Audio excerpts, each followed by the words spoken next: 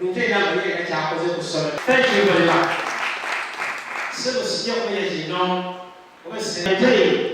the brilliance and the smartness, people are welcome to them, and people have taken the advice. Please never give up to the central government of Uganda, especially our district. We play number of latrine stances. More than what shoes. Want to thank them for the work. Thank you for listening.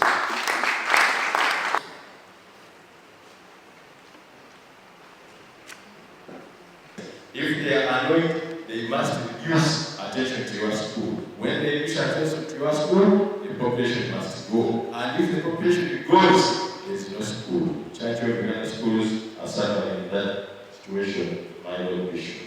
So, teachers be at school. Private schools, my Lord Bishop. Church of Uganda, Mukono Diocese, I don't know whether it has a private school. These are private schools, when you look at the activities, they are people who don't contribute church fee. Am I receiving? Some, okay. By beginning in mathematics, they are the biggest number.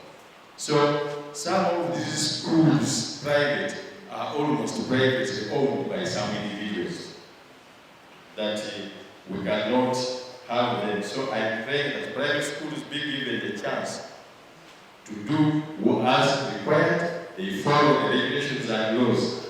My Lord Bishop, these people, they don't know laws as they get these schools.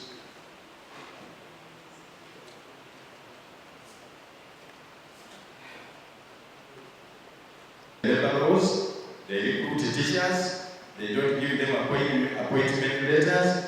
I want to educate these people. Even if you have not given somebody an appointment letter, there is a verbal appointment in labor laws. When these people want, when there is a challenge and you want to evict this teacher, you will just go to be advised by legal officers and you will sit there in the school. So please, let the private schools do what is required to make regulations proper, and we don't get challenges to the bishop because of failure to follow laws. Then I click on a copy.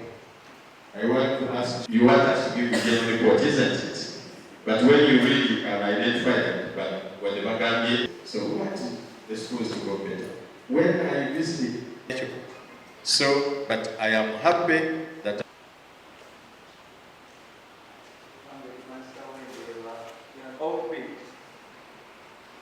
right now, therefore, every time we get the chance, let us work for the benefit of all, starting with the people closest to us in the community of faith. After we have been taught to be profitable,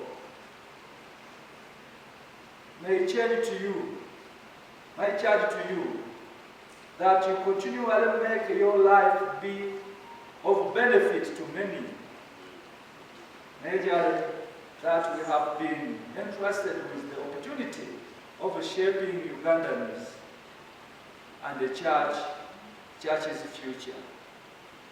I like your motto as your reason. Kakati omusomesa obaawo gwe muzadde nasanyuse nabadde nantabulirwa Lawrence bamuyita jjajja. Good morning class, good morning jjajja. So obuvunaanyizibwa obwo they are challenges to us. They challenge us. And also the precious gifts that you give to us are cherished. Thank you very much, dear brethren. I and Mama Catherine, we are so grateful. For the songs, I want to thank you. Sometimes we are challenged. Though they are our schools also, we go to a parish And another small local private school comes with a song. They sing when your big school seated there. It's everybody. Everybody okwandiza omulabirizi. Naye somewhere somehow era n'abaffe mwebali naye basaba twongere kumaanyi. Mwebale nnyo, mwebale ddala.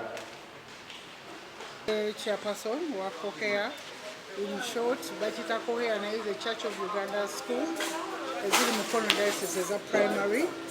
Nga lero tubadde n'olukiiko lwaffe oluggalawo omwaka nga tubadde tu-evaluatinga ku bye tuyiseemu. Njagala okwebaza aba head teachers tuyimiridde nabo bulungi. Projects nyingi nnyo ze tukoze mu mwaka guno nga babadde part and partial to this development. Seeko bebaza olwa 20k egenda okuzimba katutaddeko essira ennyo kwe kugulira department yaffe emmotoka education department n'ekirala okulaba nti amasomero gonna tutambula nago naddala mu bintu ng'ebya mooku n'ebigezo tulabye nga abamu balinamu obugayaavu era tugironkinze eya 2025 eya cathedral coming on the cathedral project nga tulabye wano abakulu b'amasomero buli omu aguze tiketi zaffe zivudde bulungi abakulu b'amasomero basabira mukama ab'obulamu bongere tukwatagane bulungi dayosisi yaffe etuke ku ntikko.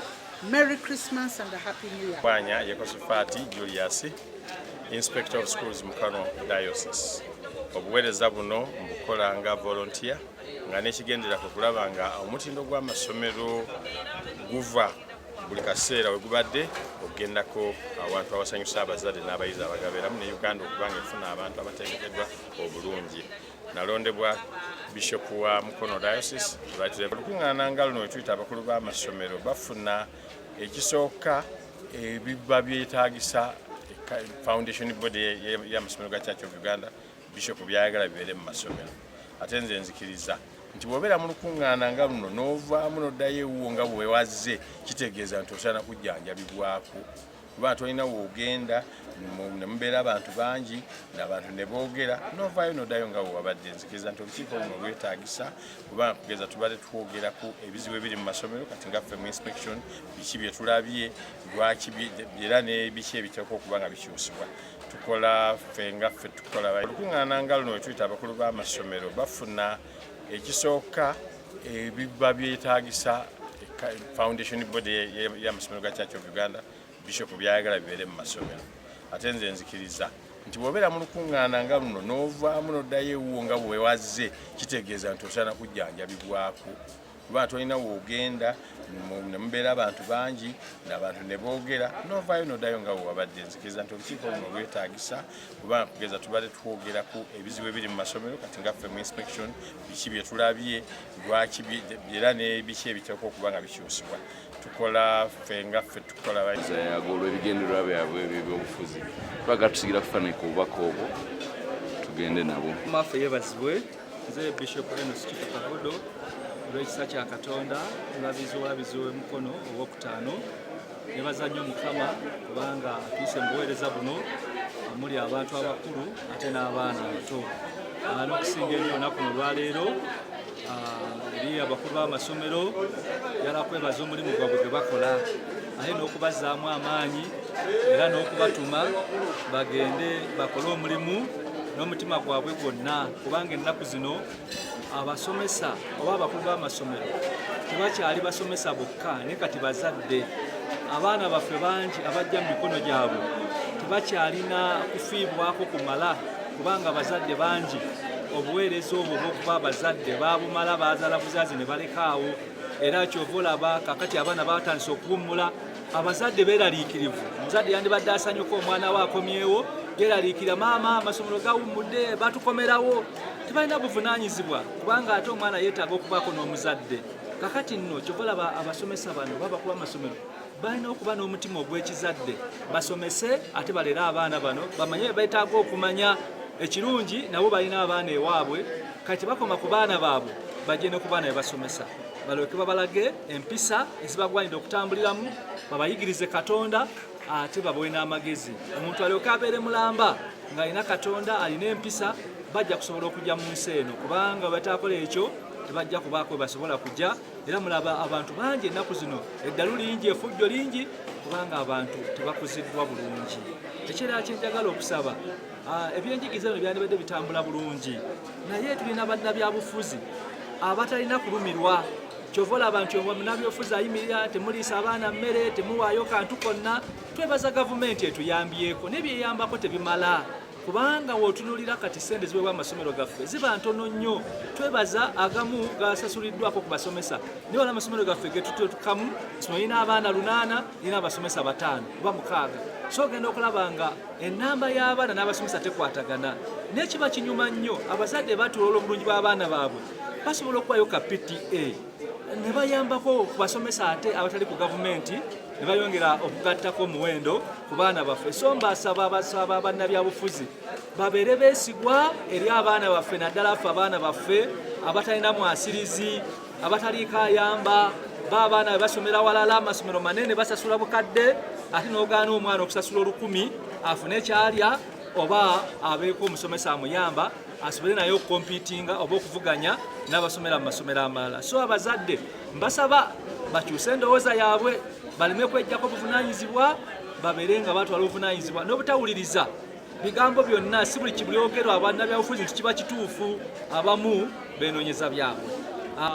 Okufuba ennyo okulaba nga bafaayo kuyigiriza naddala ffe mu kyalo ky'Uganda nsaba nnyo bakole nnyo okusoma kw'abaana babeere nga bayita baleme kubanga waliwo endowooza eyajja nti mwana tasigala mu kibiina ayita buyisi kati abamu ne babeera balagajjavu tafaayo okusomesa mwana kufuna kyeyandifunye ate alyoka abeera ow'omugaso. So ne wanaaba ayisa ebibiina byonna wanaatuuka mu P7 bajja muwa ebibuuzo bya national bya ggwanga agwe kyobalaba nnamba y'abaana baffe abagwe ebeera nnyingi omwana talina wayinza kweyunga kugenda kusoma.